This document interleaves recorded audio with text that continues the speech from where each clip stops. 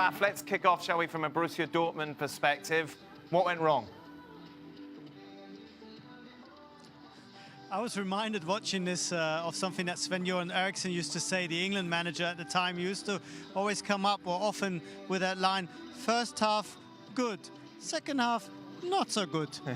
And that's maybe an understatement, because it, of course, completely collapsed.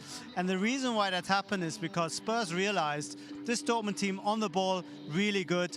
They're creating problems for us in our own half. Let's not give them the time. Let's just play 20 meters higher up the pitch, squeeze the space. They don't really have anyone up front to run behind us. Götze is not quick enough.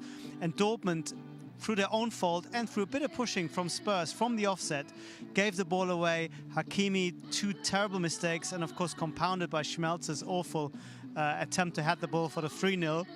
And suddenly you don't find you don't even understand why you've lost that game 3-0 going on the first half, but Dortmund really caved in the second. Raf, continuing this now, obviously, from a Spurs perspective, they seem to get everything right, though, in the second half.